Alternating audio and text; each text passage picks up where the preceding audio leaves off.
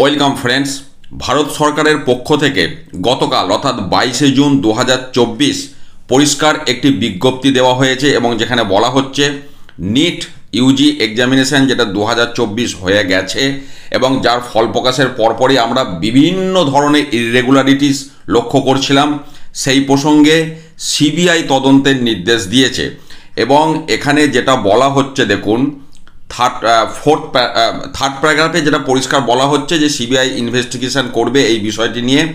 এবং তার পরের প্যারাগ্রাফে যেখানে prevention of unfair means act 2024 চালু করা হলো, এটা যদি সত্যি সঠিক অর্থে ব্যবহার হয়, বেশ যথেষ্ট পাকাপোক্ত কিন্তু একটা আইন করা হয়েছে।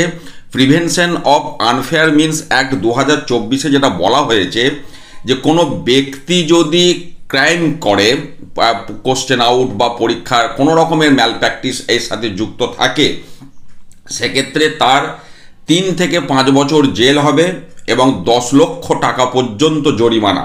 যদি কোনো সার্ভিস প্রোভাইডার এর সাথে যুক্ত থাকে তাহলে তার 1 কোটি টাকা পর্যন্ত ফাইন হবে। এরপর যেটা বলা হচ্ছে যে যদি কোনো ব্যক্তি তিনি ডিরেক্টর বা সিনিয়র ম্যানেজমেন্ট এই সমস্ত পদে থাকেন, ওই সার্ভিস প্রোভাইডারের তিনি যদি যুক্ত হন, তার ক্ষেত্রে জেল হবে 3 থেকে 10 বছর এবং 1 কোটি টাকা জরিমানা। একদম 1 কোটি উল্লেখ করে দেওয়া আছে, মানে 1 কোটি টাকা পর্যন্ত নয়, কিন্তু 1 কোটি টাকাই জরিমানা।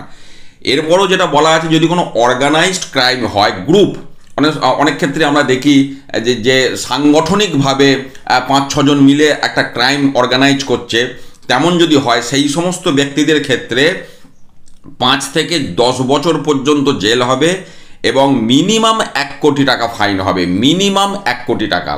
অর্থাৎ যথেষ্ট শাস্তির কিন্তু ব্যবস্থা করা হয়েছে। নতুন যে prevention of unfair means act 2024 যেটা লাগু করা হয়েছে, এবার সেটা কতটা সঠিক অর্থে ইমপ্লিমেন্ট হবে সেটা সময় কথা বলবে ইনভেস্টিগেশন হবার পর।